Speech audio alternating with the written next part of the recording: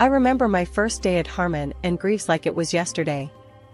I was a bundle of nerves, clutching my cheap, coffee-stained resume like it was a lifeline. The office was a maze of cubicles, buzzing with the sound of typing and phone calls. I was there, in my ill-fitting suit, trying to blend into the walls. "Hey, you must be the new girl. I'm Richard," a voice called out, snapping me out of my daze. I turned to see a man, probably in his late 30s, leaning against the doorframe of what I assumed was his office. He had that kind of casual confidence that made you instantly pay attention. Yeah, hi. I'm Anna," I stammered, extending a shaky hand. Richard's handshake was firm, his smile easy. "Don't look so scared. We don't bite here." "Well, most of us don't," he chuckled, his eyes crinkling at the corners. I let out a nervous laugh, my tension easing a fraction. "Good to know. Come on, I'll show you around. You'll be working under me. And don't worry, I'm a pretty cool boss," he said, leading the way. As we walked, Richard pointed out the different departments, introducing me to a blur of faces. It was overwhelming, but Richard's presence was strangely comforting. He had this way of talking, straightforward and full of jokes, that made you feel like you were in on something, like you belonged. When we reached a small, empty desk, Richard stopped. "This is you. Not a corner office, but it's got the best view of the coffee machine." I smiled, my first genuine smile of the day. "I'll take it. I love coffee." "See, I knew we'd get along. You need anything, you let me know, okay?" "Sure, thanks, Richard." The day flew by in a haze of new information and names I had no hope of remembering. But through it all, Richard was there, a steady presence in the chaos. He answered my questions, no matter how stupid, and never made me feel like the office newbie. As the day wound down, I found myself at the coffee machine, pouring a much-needed cup. "Survived your first day, I see," Richard said, walking up with his own mug. "Just barely," I said, a smile tugging at my lips. "Ah, you did great. Most people don't find the coffee machine on their first day. You're already ahead of the curve." I laughed, the sound echoing slightly in the now quiet office. "Thanks to you." Richard leaned against the counter, his eyes meeting mine. "Hey, it's a team effort here. You need help, you ask. That's how we do things." I nodded, feeling a warmth that had nothing to do with the coffee. "I will." "Thanks, Richard." "No problem. See you tomorrow, Anna. And hey, don't worry. You're gonna fit right in." As I left the office, Richard's words echoed in my head. Maybe this job, this new start, wasn't going to be as tough as I thought. And it all started with an unexpected friendship with a man named Richard, who had a smile that could ease the heaviest of doubts. From friendship to love, Richard and I had a whirlwind romance that led us down the aisle. But even our vows were overshadowed by Mrs. Greaves' insistence on a prenuptial agreement. It was like she was betting against us from the start, making sure her precious son wouldn't lose a dime if things went south. We signed, sealing our marriage with a document that said, in no uncertain terms, "What's yours is yours, and what's mine is mine." Moving into Richard's place should have been the beginning of our happily ever after. But it felt more like stepping into a minefield, especially with Mrs. Greaves lurking around every corner. Richard's dad, Mr. Greaves, was the only silver lining. He welcomed me with open arms, treating me like the daughter he never had. But Mrs. Greaves? She was a storm cloud in our sunny sky. One afternoon, I was in the kitchen trying to follow a recipe Richard loved. The smell of spices was just starting to fill the air when Mrs. Greaves marched in, her nose turned up like she smelled something foul. "You're ruining that dish, you know. Richard likes his food a certain way," she accused, her voice sharp and unforgiving. I clenched my jaw, trying to keep my cool. "I'm following the recipe Richard gave me, Mrs. Greaves. He said it's his favorite." She scoffed, leaning against the counter, her eyes piercing. "A recipe? My Richard doesn't need his food out of a book. What kind of wife are you, can't even cook without instructions?" I bit back the sting of her words, focusing on the pan in front of me. I'm trying, Mrs. Greaves. I just want to make him happy. She snorted, her disdain as clear as day. Happy? With this mess? You've got a lot to learn, girl. My son deserves better. The door swung open, and Mr. Greaves walked in, his presence like a calm in the storm. Now, no need for all this fuss. It smells wonderful in here, Anna. Don't mind her, she's just set in her old ways. Mrs. Greaves huffed, her eyes narrowing at her husband. Set in my ways? At least I know how to run a household. Not like some, she said, shooting me a venomous look before storming out. The situation only got worse when we found out I couldn't have children. Mrs. Greaves' disappointment turned into outright hostility. One day, she cornered me in the living room, her words like daggers. I knew it. I knew you were trouble from the start. Can't even give my son an heir. What use are you? She spat, her eyes cold and unforgiving. I felt a lump in my throat, the pain of her words cutting deeper than I wanted to admit. I wanted children just as much as Richard did, Mrs. Greaves. It's not something I can control. She laughed, a sound void of any warmth. Control?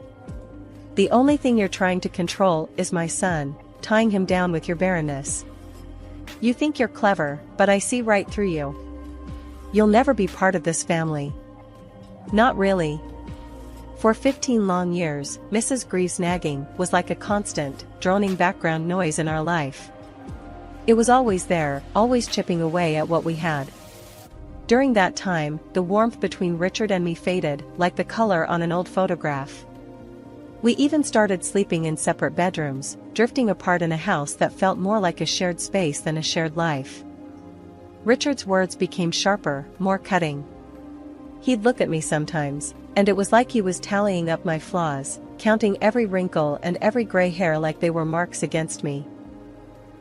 Getting old, aren't we, Anna? He'd say, his voice cold, his eyes scanning my face like he was looking for more signs of age. Seems like every time I look at you, there's another line there that wasn't there before. The day Mr. Greaves passed away was the day everything changed. It hit us all like a ton of bricks, but none more so than Richard. I thought this tragedy would bring us closer, but instead, it was the beginning of the end. I was sitting in the living room, a sea of condolence cards spread out in front of me when Richard walked in. His face was like stone, his eyes hollow. We need to talk, Anna, he said, his voice flat. I looked up, feeling a knot in my stomach. What's wrong, Richard? He threw a stack of papers on the table. The words divorce agreement glared up at me in bold letters. I'm done, Anna. This, us, it's over. I felt like I'd been punched. Over? Just like that? After 15 years? Richard shrugged, avoiding my eyes. It's for the best. We've been drifting apart for years, you know it's true. I shook my head, disbelief and anger swirling inside me. And you decide this now? Right after your dad dies? What kind of man are you? He flinched, but his resolve didn't waver. The kind of man who knows when to move on. And I'm moving on, Anna. With her. Her. The word hung in the air, heavy and suffocating. That's when she walked in, this young thing, barely in her mid-20s, all smug smiles and high heels. She looked around the room, her nose wrinkled in distaste. Ugh, this place needs a serious makeover. It's so old and drab, just like its owner. I stood up, my hands shaking with rage. How dare you come into my house and speak to me like that? She laughed, a sound that made my blood boil. Your house? Please. It's Richard's house. And soon, it'll be my house. And trust me, I'm going to make some changes. Richard just stood there, a smirk on his face. You heard her, Anna. Pack your things. You've got no claim here, remember? That prenup you were so eager to sign made sure of that. I couldn't believe what I was hearing. This was a nightmare, it had to be. You're throwing me out for her? After everything?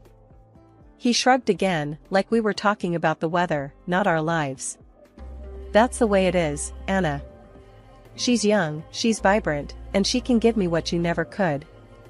A family. Those words, they cut deeper than any knife. I'd wanted children just as much as he had, but fate had other plans. And now, he was using that against me, throwing me away like yesterday's trash. He didn't even look at me as I walked out the door. And her laughter, that cruel, mocking laughter, followed me as I stepped into the cold, uncaring night. Settling into my new apartment felt like trying to fit a square peg into a round hole. The space was cramped, the walls bare, and the silence, deafening. Gone were the days of a sprawling house and a life I thought I had secured. It was just me and my thoughts that often strayed to the life I left behind. I tried to drown them out by burying myself in work, taking on extra projects, staying late, anything to keep my mind off the disaster my life had become. One particularly tough day, I was at the office later than usual, the only light on in a sea of dark cubicles. That's when I heard the door swing open, a sound that echoed in the empty space. Working late, or avoiding reality? A familiar voice sneered. It was Richard, his silhouette looming in the doorway. I straightened up, my hands clenched tight around my pen. What are you doing here, Richard? He walked in, his steps slow, deliberate. Came to see how the other half lives. Looks pretty grim from where I'm standing. I swallowed the lump in my throat, forcing myself to meet his gaze. I'm doing just fine, thanks for your concern. He laughed, the sound harsh and unforgiving. Fine? Anna, you're a mess. Look at you, all alone in this dump of an office, while I'm out there living the life. His words stung, each one a reminder of what I'd lost. But I wasn't about to give him the satisfaction of seeing me break.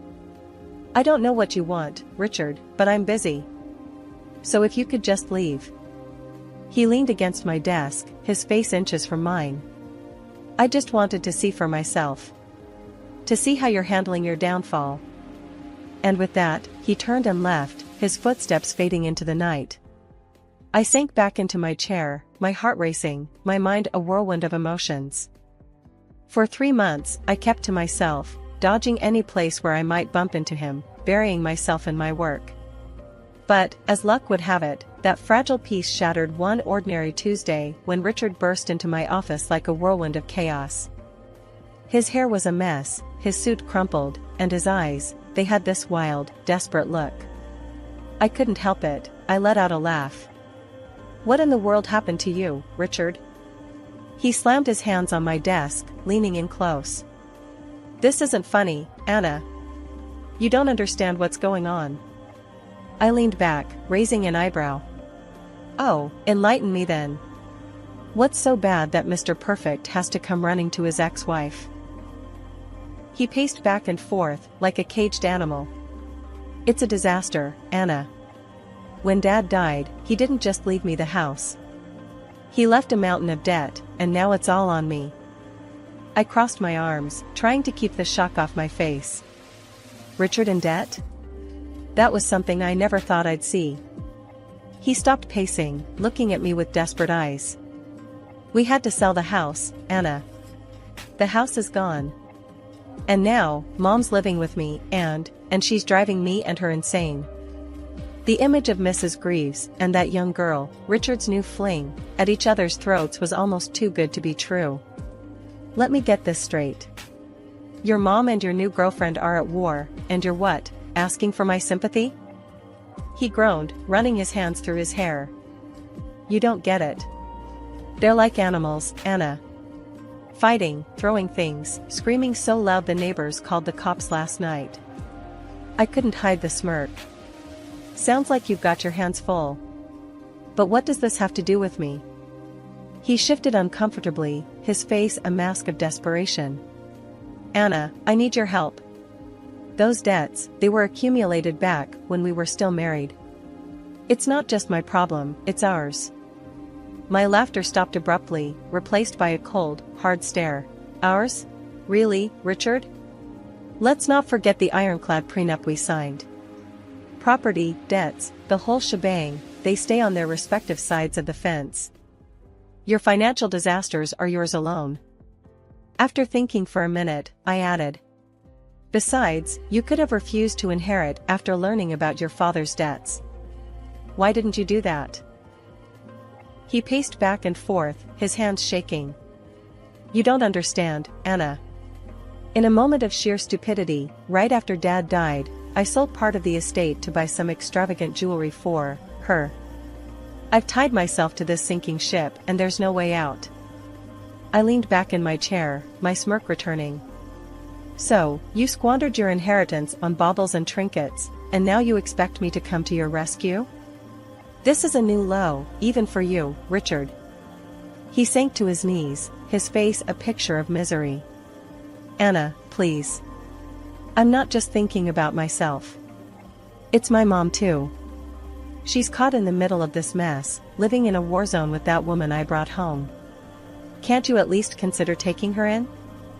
I stood up, feeling a surge of anger. Take in your mother? The same woman who treated me like dirt under her shoe for 15 years? You really think I'd welcome her into my home with open arms? His voice was barely a whisper now, filled with a mix of pleading and panic. I don't know what to do, Anna. I'm at the end of my rope. I leaned in closer, making sure my words hit hard. Listen carefully, Richard. Your financial ruin, your dysfunctional household, your mother, they are your burdens to bear. You made your choices, and now you have to live with the consequences. He looked up, a mixture of defiance and desperation in his eyes. So, you're just going to turn your back on me? On us? After all those years? I straightened up, my resolve as strong as ever. Yes, Richard, that's exactly what I'm going to do. You chose this path when you threw me out. Now, I suggest you get up and leave before I lose my patience. We're done here, Richard. This time, it's for real. As he stumbled out of the office, a part of me felt a twinge of something. It wasn't satisfaction, nor was it pity. It was a reaffirmation that I had made the right decision. The office had never been a place for drama, but that changed the day Richard and his new flame decided to air their dirty laundry for all to see. It was a typical morning until the shouting started. The words were muffled at first, but as I stepped into the foyer, the scene unfolded like a trashy daytime drama. There they were, in the middle of the lobby, Richard and that young thing he left me for, screaming at each other like a pair of street cats. The receptionist looked mortified, and a few of my coworkers were peeking out of their offices, eyes wide. What do you mean there's no money left? You promised me a life of luxury, not this nightmare, she shrieked, her face red with anger. Richard, looking more haggard than ever, was trying to calm her down, but it was like trying to smooth over a hurricane with a napkin. Calm down, will you? We can sort this out, just not here, not in front of everyone. But she was having none of it. Sort this out? Sort this out? I married a wealthy man, not some broke loser. You lied to me. I couldn't help but watch, the irony of the situation too rich to ignore. This was the life he chose, the life he traded ours for. As the argument escalated, one of the security guards approached, his face a mixture of concern and annoyance. Folks, please, this is not the place. If you need to have this discussion, take it outside. But Richard's new wife was on a roll, her voice rising with every word. Outside? Outside? I should be in a mansion, not arguing about money in a damn office building. The scene was drawing more spectators by the minute, and I noticed a couple of Richard's clients among them, their faces a mix of shock and disbelief. This was bad, not just embarrassing. It was a full-blown spectacle. Richard, realizing the gravity of the situation, tried to usher her out, but she shrugged him off, her eyes blazing. Don't you touch me. You've done enough. I sacrificed my best years for you, and for what? Empty promises and lies. The security guard stepped closer, his voice firm but calm.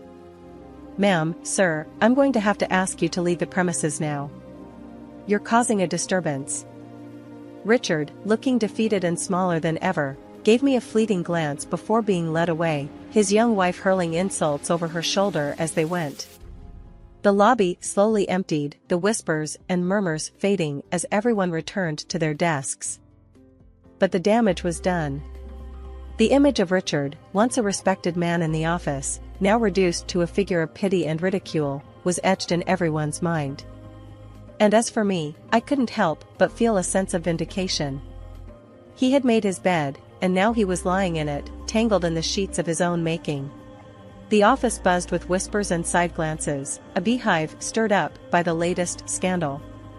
Richard, once the cornerstone of the company, had been let go. His personal drama had spilled over into professional disaster. I overheard the chatter, piecing together the story from fragments of conversations as I passed by the crowded break room. Can you believe Richard got fired? After that fiasco with his wife in the lobby?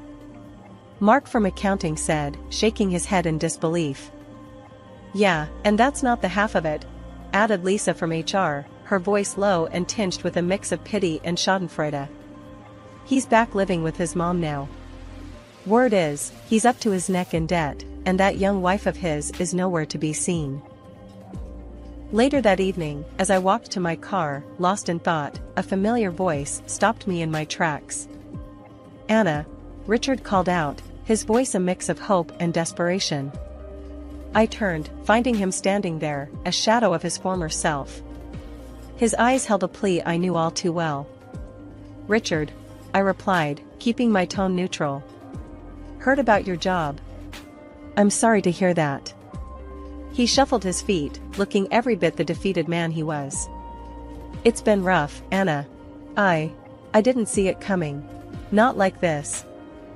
I crossed my arms, my defenses up. Life has a way of surprising us. Especially when we take things for granted. He nodded, the weight of his choices etched into the lines of his face. I know I've made mistakes, Anna. Big ones. I'm at a loss. I don't know where to turn. I sighed, the reality of the situation settling in. And you think I can help you? After you turned your back on me? He looked down, his voice barely a whisper. I was wrong, Anna. About a lot of things. I don't expect forgiveness, but I need help. Any help. I shook my head, the absurdity of the situation not lost on me. Richard, you chose this path. You wanted a new life, and you got it. It's not my job to save you from your own choices. He swallowed hard, the finality in my voice hitting home. I know. I thought maybe, with our history. Our history, I cut in, is exactly why I can't help you. You made sure of that when you walked out that door. As I left him standing there, the evening air felt different, lighter somehow. Richard's fall from grace was a tale of his own making, a chapter in his life that I no longer shared. While Richard's world crumbled, mine was quietly piecing itself together, each fragment a step toward a new beginning. The news about Richard and his mounting troubles reached me one morning over a cup of coffee with my neighbor, Tom. He had a way of knowing the town's pulse, and that day, his news hit closer to home than usual. Rough times for Richard, huh? Tom said, leaning against my kitchen counter. Heard he's up to his neck in lawsuits now. Debts piling up, him and his mom facing eviction. Tough break. I sipped my coffee, the bitterness a stark contrast to the sweetness of my new life. Yeah, it's a mess. But that's a chapter 1, closed a while back. Tom nodded, understanding. And look at you now. Moving into your mom's old house, got that big promotion at work. It's like night and day compared to him. I smiled, a sense of gratitude washing over me. The house my mother left me was more than just property, it was a sanctuary, a place where new memories could be nurtured. And the promotion? It was a testament to my resilience, my ability to rise from the ashes of my past. Life's funny, isn't it? I said, glancing around the sunlit kitchen that was now solely mine. Just when you think you're at a dead end, a new path appears. Tom raised his coffee mug. To new paths and fresh starts. Our conversation drifted to other topics, but the contrast between my life and Richard's lingered in my mind. It was a stark reminder that every choice we make echoes into our future. I looked around my home, my refuge, and felt a profound sense of gratitude. Life had thrown its worst at me, but here I was, standing stronger and more determined than ever. The past was behind me, and the future, with all its unknowns and possibilities, stretched out invitingly.